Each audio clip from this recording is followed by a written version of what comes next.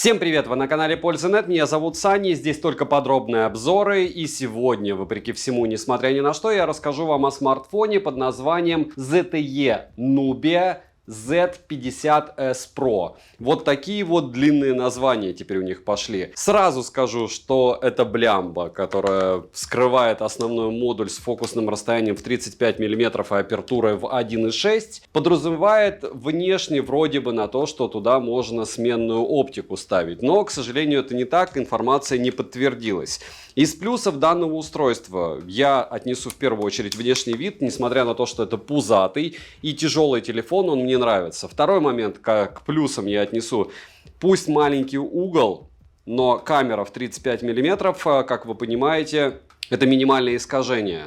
И, скорее всего, это больше для фотоделов сделано. Почему? Потому что примеры видеосъемки у меня уже на лайв-канале. В сравнении, кстати, с OnePlus Ace 2 Pro, с iPhone 14 Pro Max вы увидите сравнение в этом ролике. Если говорить о железе, здесь Snapdragon Gen 2 последний. Из интересного и вау-эффекта 19 тысяч баллов в PC-марке это круто. 1,6 миллиона баллов в Antutu это тоже круто. В играх он себя повел не идеально, вы об этом узнаете в ролике. Каких-то флагманских штук из разряда беспроводной зарядки или мини-джека здесь с одной стороны нет, с другой стороны камера здесь и правда волшебна. Во всяком случае, основной модуль, он хотя странный, и если вам необходимо будет снимать что-то стандартное, вам нужно будет привыкать, потом вам также нужно будет привыкать к качеству картинки, потому что светосила у него космос, и в целом это устройство достойное того, чтобы на него обратить внимание. ZTE все-таки, по моему мнению, это не особо первый эшелон, но каких-то фишек из разряда второе пространство здесь есть. Не знаю, 2 сим-карты, 5G, все бенды, даже в китайской версии.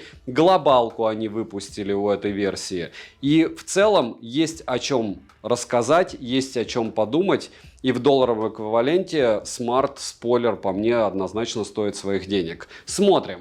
Распаковка. Поставляется данная модель в интересно оформленной коробке из плотного картона с названием модели и краткими характеристиками. Упаковка хороша. В комплекте мы имеем запакованный смартфон с наклеенной защитной пленкой. У нее, кстати, неплохая олеофобка. Краткое руководство. Ключ для извлечения прорезиненного слота под 2 нано-сим-карты. eSIM смартфон не поддерживает, как и расширение внутренней памяти картами памяти. Что тоже неудивительно, это же все-таки флагман, хотя опять же у Huawei есть такая возможность, но нет гуглов и старые процессоры, но я думаю вы и так в курсе. Далее есть пластиковый чехол, который быстро царапается, можно назвать его в каком-то смысле бампером, кабель для зарядки с Type-C на Type-C и блок питания с разъемом Type-C и китайской вилкой. Весит смартфон 228 граммов, а габариты составляют 163 на 76 на 8,6 мм. Розыгрыши море, читаем описание, какие сейчас актуальны, постоянно это 5 Mi Band в 7 серии, разыгрывается за лайк, подписку и комментарий к любому видео. Помимо этого еще разыгрывается смартфон Honor Magic 5 Ultimate, условия в описании, подписывайтесь с колоколом. Всем, кто посмотрит ролик, огромное спасибо. Смарт не особо популярный, но я обещал рассказать и рассказываю. Перейдем же к смартфону. Полетели. Поставляется данная модель в черной, белой и бежевой расцветке. В черной и бежевой расцветке тыльная часть выполнена из телячьей кожи с стеклянной вставкой, а рамка выполнена из алюминия. В белой же расцветке нет никакой эко-кожи. Дизайн смартфона интересный. Хочу заметить, что ZTE Nubia делает довольно интересные по дизайну смартфоны, и мне они и правда нравятся. Хотя этот конкретно прям очень габаритный. ZTE Z50s Pro имеет прямые грани, качество материалов отличное, как и сборка в целом. Эргономика устройства неплохая, но смартфон габаритный и тяжелый. Во всяком случае, лично, как по мне, он в руке лежит удобно, не выскальзывает, и пользоваться одной рукой можно, но недолго. То есть, проще говоря, если вы с руки решили в течение часа в режиме нон-стопа фотографировать, это будет тяжело. На корпусе расположена красная рельефная кнопка питания, качели регулировки громкости и удобный переключатель, на который можно повесить любую команду из предоставленных в настройках. Далее есть USB Type-C версии 3.1 Gen 1 с функцией DisplayPort Alt Mode. По моим тестам здесь Type-C-шник версии 2.2. Микрофоны, динамики Dual Smart PA с настройкой DTS-X Ultra и сертификацией HRS Audio, как и в Z50 Ultra. Нижний динамик чуть-чуть громче, чем верхний. Будем считать, что полуторка. Хотя, опять же, вот эту функцию там можно изменять. И, в принципе, программно можно сделать сделать так, чтобы они кричали с одинаковой громкостью. Качество звука меня не впечатлило, но ничего плохого я сказать не могу. Это вам не портативная колонка, но звучит неплохо. Вибромотор тактильно приятный, но не топовый. Я, допустим, сравнивал на лайв-канале его с OnePlus Ace 2 Pro по камере. По камере вопрос, кто выиграл. А вот по вибро однозначно ZTE рядом не дружило. ИК-порт в наличии, вот мини-джек единственное не завезли, как и защиту от пыли и влаги, за что минус. Потому что, опять же, они же пытаются флагманы делать, и пусть даже это фото-флагман, могли бы что-нибудь там заявить. Тем более мини-джека нет, почему не сделать защиту от влаги. Bluetooth кодеков на борту достаточно. Летим дальше. Оснащен смартфон AMOLED Q9 дисплеем на 6,78 дюйма с разрешением 2800 на 1260 пикселей. Экран прямой, рамки минимальные, как и подбородок. Цветовой охват 100% DCI-P3, глубина цвета 10 бит, контрастность 8 миллионов к 1, плотность пикселей 452 ppi, и это хорошо, но, опять же, по мне, флагманская плотность это 500 ppi. Пиковая яркость 1200 нит, запаса яркости немного, с одной стороны. С другой стороны, на максималке он как раз выдает больше, чем любой другой смартфон этого же класса. При прямом попадании света на экран яркости достаточно, пользоваться смартфоном в солнечный день в целом можно. Каких-то особых проблем вы испытывать не будете, кроме того, что он может перегреться и у вас может вырубиться камера. Именно так у меня и произошло. Я просто фотографировал на него в течение 40 минут, где-то сделал 100 фотографий, и в итоге у меня появилась на основном модуле белена, она исчезла где-то через минут 5. Частота обновления экрана максимум 120 Гц, на выбор также есть 90 и 60 Гц и автоматический режим. Тач на 1000 Гц, мультитач на борту и на 10 касаний откликается смартфон быстро. Из полезного также есть PWM затемнение на 2160 Гц, шим выше 27% не поднимался, что является слегка выше среднего результата. Я считаю, что золотой шим, на который не стоит обращать внимание, это ниже 20%. Конечно же, идеальный вариант это IPS вообще без шима, но флагманов на них уже давно не выпускают. Always on Display в наличии, и у меня как-то спрашивали по поводу наличия супер энергосберегающего режима. Он, разумеется, есть в этом смартфоне, как и во всех других, практически дороже 10 тысяч рублей. Также в смарте есть функция второго рабочего пространства, что довольно удобно, и я думаю, кто пользуется, тот знает, о чем я. Плюс можно, разумеется, еще дублировать приложение. Разблокировать экран можно при помощи сканера отпечатков пальцев, внедренного под экран, распознавания лиц и стандартными способами разблокировки. Сканер отпечатков пальцев работает не лучшим образом, как по мне, не быстро, а вот распознавание лиц отрабатывает отлично. Завести можно до 5 отпечатков пальцев, притом один и тот же отпечаток пальца заводить можно, а биометрические данные можно завести только у одного лица. Летим дальше. Процессор здесь установлен Qualcomm Snapdragon 8 Gen 2 с техпроцессом 4 нанометра, 8 ядрами и максимальной частотой в 3,2 ГГц. Не буду ничего говорить, что, кого и как разогнали. Процессор, проще говоря, как в ZTE Nubia Z50 Ultra. Графический процессор стандартно для него Adreno 740. За охлаждение отвечает система площадью 4233 мм2 с 9 датчиками NTC. Интерфейс MyOS 13 на базе Android 13 версии, Google сервисы на борту. Никаких танцев с бубнами для их подключения не понадобилось. Интерфейс доступен на китайском и английском языке, русского в стоке нет. И накатывать русификатор можно несколькими способами. Один из них из Google Play. Через эту программку вы переведете смартфон на процентов 15, и это будет относительно безопасно. Также можете попытаться скачать APK-файл с каких-нибудь форумов, но после того, как сделал это я, у меня украли пароль от Google аккаунта. К слову, уже продается глобальная версия данного смартфона, притом на практически всех площадках. Операционная система работает с маленькими микрофризами, но они встречаются редко. Однажды я, используя Telegram, кстати, я в это время как раз делал кружочки для своей личной телеги, можете подписаться, кстати, будем там общаться. И в ZTE, хотя я из оперативной памяти выкинул этот Telegram, продолжил воспроизведение кружочка, который я включал. Оперативная память LPDDR5X доступна на выбор 12 или 16 гигабайт. Внутренняя память UFS 4.0 и на выбор 256,1 терабайт, притом по моим тестам почему-то на 256 гигабайт не этот тип памяти, либо он каким-то образом задушен программно. Имеется поддержка Wi-Fi 6E серии, поддержка 5G сетей с двух карт, что для нас не особо актуально, но хорошо, что 5G вообще поддерживается. Для 4G есть 7 и 20 бенд, притом как в китайской, так и в глобальной версии. Звучание во время разговора хорошее, датчик приближения и микрофон меня не подводили. Запись разговора в без уведомления собеседника на борту, Bluetooth версии 5.3, NFC смартфон поддерживает, на данный момент можно устанавливать MirPay, спокойно оплачивать покупки. GPS-тест в городских условиях показывает штатную точность 3 метра, ловит быстро. Емкость аккумулятора 5100 мАч,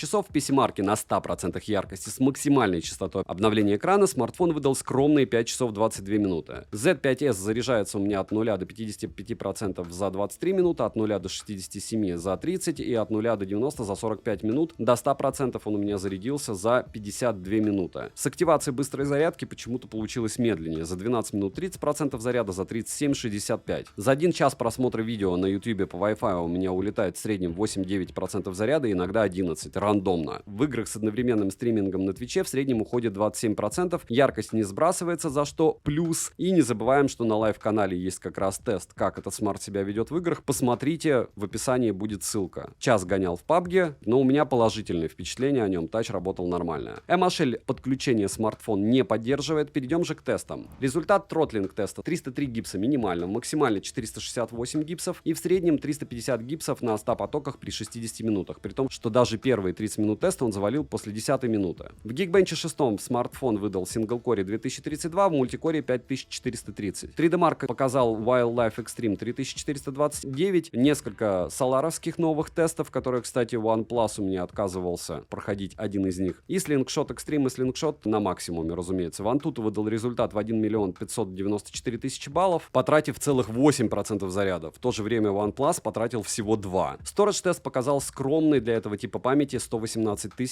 45-минутный стресс-тест прошел, но смартфон реально перегрелся. К слову, очень интересный факт, что Work 3 Performance в PC-марке данный смарт выбивает целых 19 000, в то же время как OnePlus, либо он задушен, показывает только 11 000. И к PC-марку я бы прислушивался. Они делают и правда хорошие тесты. Переходим к самому интересному. Основной блок камер с тыльной части состоит из 3 сенсоров. LED-вспышки направленного микрофона я лично не обнаружил, притом здесь еще нет и зум-микрофона, что очень странно, потому что основной сенсор в 35 мм на 50 мегапикселей с апертурой 1.6 и оптической стабилизацией подразумевает звуковой зум. Малый угол здесь. Сверхширокий макросенсор на 50 мегапикселей с углом обзора в 125 градусов автофокусом, а также телеобъектив с оптической стабилизацией на 8 мегапикселей на 80 мм. Да, к сожалению, не 85. Лазерная автофокусировка имеется как оптический и цифровой зум. Запись доступна с основного сенсора 8К 30 FPS, 4К 60 FPS, 4К 120 FPS, которые у меня люто лагали, примеры в моей телеге, и ниже. Фронтальный сенсор находится по центру верхней части экрана в небольшом вырезе. Максимальное разрешение для съемки видео у него 1080p 30 FPS. В стоковой камере имеется много различных фильтров и вспомогательных функций. Короткие примеры, разбор фото и сравнение камер вы сейчас увидите. 4К 60 FPS Яблоко и 4К 60 FPS Nubia. Вот так. И вы сможете снимать ночью. У Яблока вообще какой-то пересвет лютейший, да?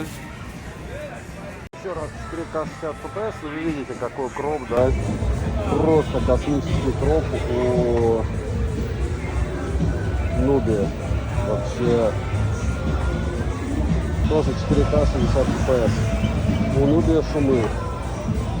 4К 60 FPS основной модуль, я вам слово даю, что я никогда в жизни не встречал худшего разблокирующегося экрана, чем у Nubia. Я вторые сутки просто схожу от него с ума. Я не знаю, либо здесь какой-то есть лайфхак, чтобы он проводился и разблокировался, либо там буду смотреть, что настраивается.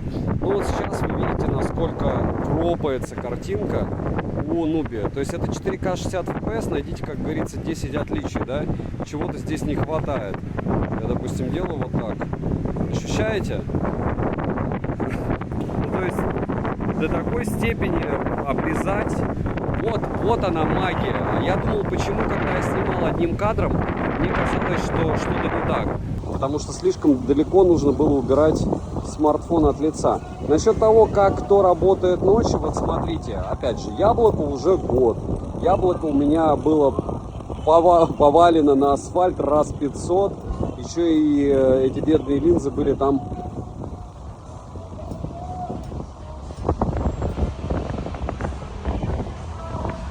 подвиганы. Ну, в целом все видно. Насколько хорошо они снимают, и так ясно. Будете долго смеяться, но ZTE по какой-то причине неясной мне просто взял и вырубил съемку. Вот я с одного места, с основного модуля снимаю. Так, имитация 50 мм на Нубе и X3 на Яблоке. Так вы сможете снимать на эти смарты. Здесь, кстати, сами решайте. Если, допустим, X3 сделать на Нубе, вот будет вот такая картинка. Вот ровно X3. У кого кроп? Ночью лучше, что может предложить Нубе, это 1080p 30 FPS, 460 FPS, разумеется, у Яблока. И кто как снимает, вы и так видите сейчас. Сравнивать, в принципе, этой штуки незачем еще. И два основных модуля 4К 60 FPS, опять же стандартная локация для съемки. Что мы видим? Разумеется, мы видим великолепный кроп на Нубе. И в целом надо смотреть на мониторе. То есть и то, и другое выглядит неплохо. Вроде бы очень много шумов на Яблоке. Видите, что ловит на Нубе мерцание. Если говорить о огнях, как-то все сливается с одной стороны на Нубе, с другой стороны на Яблоке дымка. Но опять же допускаем то, что у меня уже совсем плохо с смартфона. Я про Яблоко. И в целом вот так. Нерадужная склада. И 4К 60 FPS фронталка у Яблока, 1080p у Нубии. И мне кажется, что Нубия вам больше импонирует, хотя картинка на ней не настоящая, но она мне тоже импонирует. Вот теперь 4К 30 FPS. И обратите внимание на то, что над дверью. И на то, что над дверью видно только на Яблоке, хочу вам сказать. Если говорить о надписи Clean Pro Express, то я бы сказал, что правильные цвета передает Яблоко. Если смотреть на улицу, то меньше зайчиков ловит Яблоко, и кроп, как вы видите, больше у Нубия. Напоминаю, что опять же Яблоко снимает лучше, и Нубия будет снимать лучше, если они Нубию допилят, а Яблоко будет новое. Потому что оно у меня все очень сильно замучено. Так, если человек 4К 30 FPS снимать. И перейдем же все-таки к сравнению камеры. Сразу говорю словами Валентина. Народ в обзорах, а Валентин мой администратор, очень часто показывает нам, что одна фотография лучше детализация, лучше, не знаю, цвета, еще что-то. Говорит, я в упор не вижу. Всем советую, кто таким образом размышляет и делает абсолютно правильно, скачивайте сами исходники и сравнивайте. У нас по правую сторону получается здесь Nubia, довольно просто увидеть. И по левую сторону у нас великолепный iPhone 14 Pro Max. Снималось все с одного места, и вы видите, что такое 35 миллиметров, да, угол насколько обрезается с одной стороны. С другой стороны, мы собрались здесь для того, чтобы сравнить фото, правильно? Разумеется, по мне, детализация лучше намного у ZTE, работа с светом, с темными источниками лучше у ZTE, шумов меньше намного у ZTE. И повторяю, что по мне основной модуль, конечно, с фото, ночью или днем, неважно, делает очень классные штуки. Повторяюсь, и 1000 раз за ролик вам скажу. Интересно, как снимает данный смарт. Скачивайте у меня в личной телеге исходники и наслаждайтесь. Но желательно на откалиброванных мониторах. Даже вот на этом здании, на котором обычно все, кроме Яблок, этот участок с синими диодами портят, ZTE отработала, ну, как минимум лучше. Вы видите, что здесь они даже виден участок. А вот это максимально плохие условия. И посмотрите, как здесь справилась. Понятно, что это удачная фотография у Nubia и неудачная у айфона. То есть, если вы будете фотографировать себя навскидку, не факт, что яблоко в этой ситуации выиграет. Здесь можно не смотреть никакие характеристики, потому что вот это бесполезное фото. Это фото реально можно что-то там дорисовать и, в принципе, с ним поработать. Да, с одной стороны, здесь мы видим, может быть, в каких-то местах больше деталей, она зеркальная. Здесь мы не видим ничего, здесь яблоко что-то там вытянуло. Но с другой стороны, все-таки мне больше импонирует вот это фото. Здесь ничего вообще не надо делать. По большому счету у тебя готовый обработанный снимок. Может быть, ты бы хотел как-то по-другому, здесь можно тоже обработать. Но в целом Smart справился очень классно. Здесь у нас две фотографии. Nubia у меня была в портретном режиме, яблоко было вне портретного режима, притом сглаживание я вроде бы отключал. Но вы сами видите, что если вы хотите выглядеть хорошо, надо фотографировать себя на Nubia. А по тому, как кто отработал, и так видно, ни один из смартфонов идеально не отработал. Цвета лучше передал яблочный смарт. По ISO 1695 выдала ISO-шка у яблока. У него получше фронталка, это однозначно. И 1695 у Nubia. Еще неоднозначная тема с ультрашириками. Посмотрите, у Nubia здесь Z50S Pro а работа со светом как-то была не налажена, то есть он ловит зайчиков, все протерто сразу, с одной стороны. С другой стороны, можно, допустим, сравнить для интереса детализацию, хотя, опять же, это ультраширик. И здесь не факт, что у нас будет в пользу яблока эта детализация, но все очень сильно портит блики. То есть можно было бы говорить, что мне где-то что-то больше понравилось, но вот это нравиться не может, и с этим ты ничего не сделаешь. Здесь все-таки у айфона обработка была лучше. Хотя, опять же, если посмотреть на дальние огоньки, то у яблока вообще сплошняком.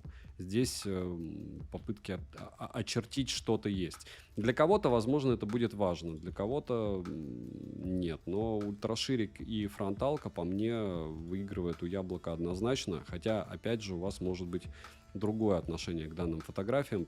Финализировать я бы хотел не сравнением, а фотографии на основной модуль 35 мм, ISO 143. Видите, как аккуратненько он апертуру подбирает и все остальное. Пейзаж. Что можно сказать о пейзаже? Цвета практически идеально переданы. Чуть-чуть может быть выкручено в сторону сочности и яркости.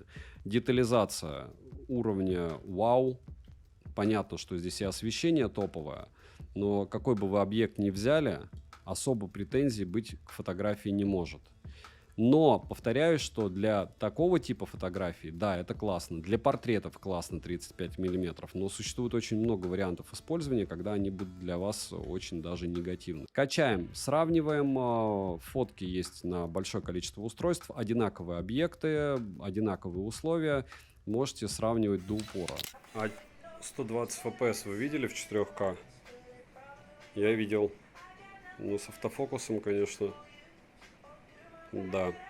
4К 120 FPS, ночь, и автофокус с ума сходил. Сейчас успокоился.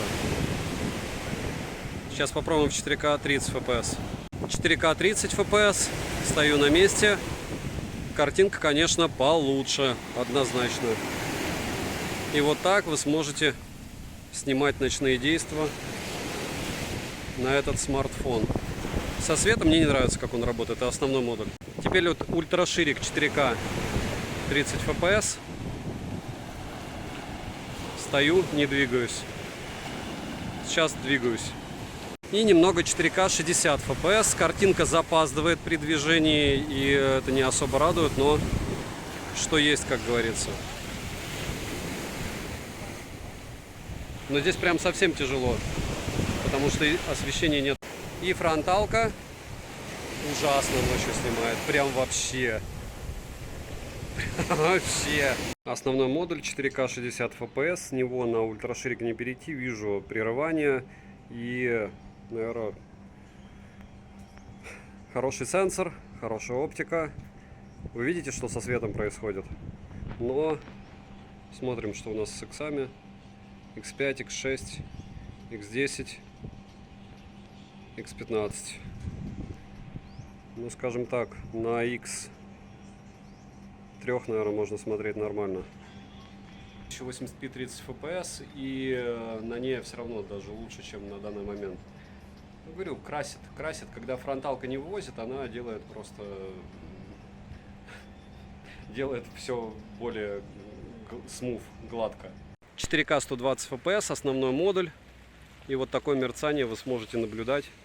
По поводу автофокуса в 4К 120 FPS. Все очень долго и мучительно. Но главное, да, долго и мучительно. Это в принципе все определение. Если говорить о... Да. Не надо мучить 4К 120 FPS, кратко, если только на штативе. И как бы я не ругал 4К 120 FPS, сейчас 4К 60 FPS. Объективно, ну хорошо, что они есть. Вот смотрите работу со светом. Я не знаю, чего они здесь намудрили. Либо я очень давно не тестировал смартфоны третьего эшелона, но с экспозицией и светом просто какая-то беда. Не говоря уже, что беда с цветами. И иксы, X6, X10, X15.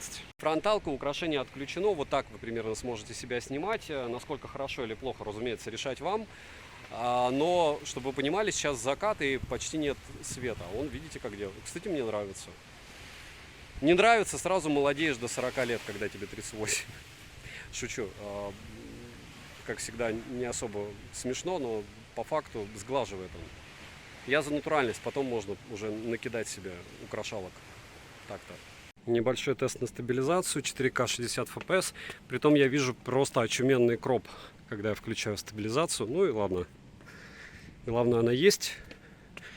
Смартфон несу в двух руках. Иду довольно быстро. Но не особо. Вот так в целом вы сможете снимать, если будете стараться делать это плавно, но без штатива. Смеркалось. Смотрите, я включил сейчас режим Blur у фронталки. Но это, считайте, киноэффект. Ну, правда, для 1080p 30 FPS. Но работает по мне, ну, с первого взгляда неплохо. Сейчас я этот киноэффект отключил. Ну и same. Нет, разница огромная. Киноэффект прикольная штука. Вот так, а назвали его Blur. Ну и как работал основной модуль, подольше вы можете посмотреть на лайв-канале. Там я скидывал 10-минутный ролик одним кадром с основного модуля. Неплохо, но не вау. Ну что, но 4К 60 FPS, съемка с одной руки, еду на байке и скорость 40 километров, ветер задувает. Вот так примерно вы сможете снимать абсолютно неразумно. Напоминаю, что ни под какими веществами в коем случае нельзя неутомленно кататься. Нужно всегда держать руки на руле, хотя бы и так в курсе, не гонять, соблюдать режим скоростной и не отвлекаться от дороги.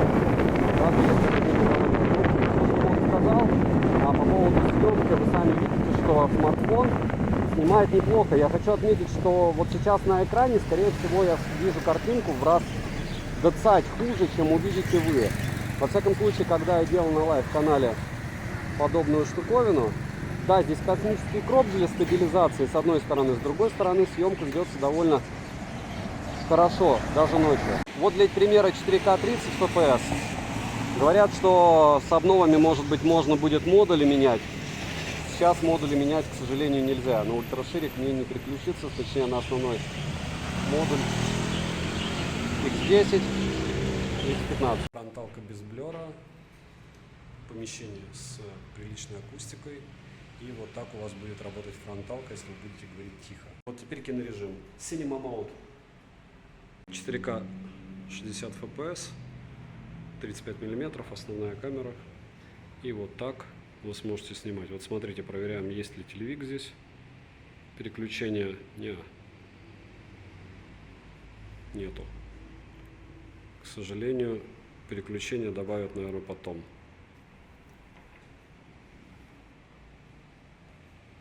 Разумно попробовать без стабилизации 4К 30 FPS вот так. Вы сможете снимать ночью с двух рук. Допустим, если вы будете вести плавно, то по идее у нас должна быть картинка лучше, но что-то как-то я со своим же утверждением не согласен. Можете написать. Немного видео, отключено размытие заднего фона. Вот так ночью вы сможете себя снимать. В принципе, неплохо, но, опять же, как неплохо? Для смарта за долларов 300. С другой стороны, повторяю, что очень много брендов Realme, Xiaomi и же с ними делает фронталки не лучше, в смартфонах еще дороже. Но таких очень мало. Сейчас, кстати, очень правильно мне написали в комментариях на лайв-канале роликом по поводу того, что ZTE хотя бы пытается камерафоны делать, в отличие от того же Realme. Ну, это такое себе, потому что Realme это концерн BBK, и говорить, что, допустим, Vivo или Oppo не делают камерафоны, это тоже не совсем правильно. А у Realme чуть-чуть другая история. Так же, как iQOO, больше игровые смарты, но камеры у них тоже, кстати, классно снимают. Фронталка с блером прикольная, вот мне нравится. Понятно, что волосы вот сейчас странно он берет. Но все равно хорошо же.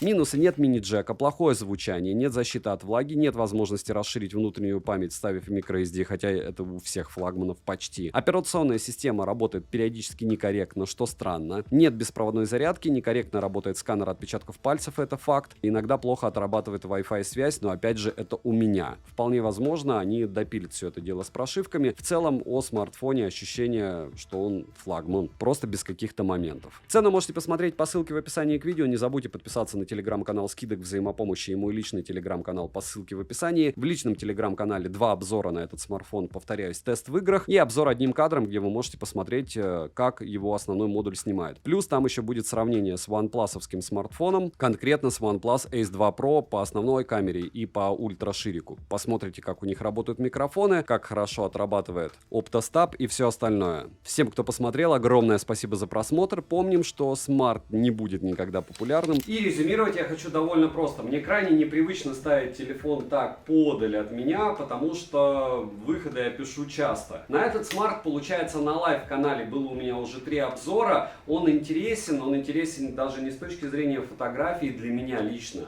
а с точки зрения, наверное, предела еще габаритов. Он огромный. Если говорить про минусы, еще раз их проговаривать для вас, повторяюсь, что съемка ведется на основную камеру в 4К 60 FPS. Здесь нет направленного микрофона и нет зума, хотя, опять же, для 35 миллиметров это довольно странно. Второй момент, который мне не нравится, это оболочка, которая в каких-то моментах лагает. Второе пространство — это, конечно, хорошо, но когда у тебя что-то странно подвисает, это плохо. В китайской версии нет русского языка, я повторяюсь. Каких-то особых фишек, которые должны быть у флагмана из разряда влагозащиты или беспроводной зарядки, здесь нет. Также, впрочем, как и у OnePlus Ace 2 Pro. Я не знаю, почему бренды второго, третьего эшелона это обходят, так же, как некоторые бренды первого эшелона. По поводу программного обеспечения я вам скажу так, что глюков я видел много маленьких, но, как мне правильно говорят, должна быть какая-то грань. Глюки есть у всего. Было ли здесь их особо много? Для меня да. Прикол с камерой, когда у тебя белеет все. Температура не была космос, плюс 27. Второе устройство у OnePlus у меня отработало, которое перегревается тоже, дай боже. Третий момент, который вас должен напрячь, и он напряг меня, извините за мой сленг, но так и есть. У него в PC-марке меньше 6 часов. Это ультра мало. Четвертый момент, в PUBG 90 FPS он не возил. Это тоже очень плохо. И ты вроде бы получаешь такой большой, классный смартфон с нестандартной камерой с минимальными искажениями за стоимость, в которую ты можешь уложиться, чтобы приобрести себе очень классный фотоаппарат какой-нибудь Mark II, не обязательно вообще любой. Поэтому, если у вас есть идея приобрести данный смарт, собирайте информацию, смотрите обзоры, читайте комментарии и делайте выводы сами. Почему? Потому что это специфический девайс, его не будет просто потом перепродать, если вы приобретете его. Когда вы покупаете какой-нибудь Samsung S23, Xiaomi 13, даже Meizu, количество фанатов, которые готовы приобрести плюс-минус те же деньги, довольно большое. ZTE продает большое количество людей, на Авито тоже. И сказать, что это суперстабильный смартфон, пока я не скажу. Мне очень понравилось качество материала, мне понравилась съемка, она интересная, я не назову ее лучшей из тех, что я видел. Мне понравилась идея, и очень правильно в одном из комментариев мне отметили, что в отличие от остальных производителей, то, за что я сейчас ругаю Nubia, она пытается делать. Она пытается делать классный камерафон в адекватные деньги. И учитывая наличие телевика, неплохой ультраширик, не самый плохой пример вы видите. Классная основная камера, нестандартная, хочу отметить. Посмотрим, насколько рынок среагирует и как много людей побегут его покупать. Они стараются, им огромный за это плюс. И обновлений, правда, прилетает довольно много. Даже механический переключатель, это какой-то маленький, но серьезный плюсик в сторону того, чтобы рассмотреть данный девайс. И как еще один из комментариев, который мне всегда нравится, напоминаю, что я их читаю, человек указал, что берите то, что вам интересно, и кайфуйте. И я с ним абсолютно согласен. Просто вы должны знать минусы. И для этого и нужен техноблогинг. Вы можете сравнить, сделать свои выводы по съемке, допустим, с яблоком, как сегодня. Посмотреть на лайв-канале разницу между с OnePlus последним. Фокусное расстояние у них разное, но апертура здесь 1.6, а там 1.8. То есть вы увидите, что вам надо, решите для себя, прочитайте комментарии и, может быть, приобретете себе очень интересное устройство. Устройство и правда интересное. От меня девайсу однозначное да. Не забудьте подписаться на телеграм-канал «Скидок взаимопомощи» и мой личный телеграм-канал. Знаете, вы этим очень поможете проекту. Если напишите комментарий, еще и лайк поставите, и колокольчик, поможете в 2 раза больше. Добра и удачи вам, дорогие друзья!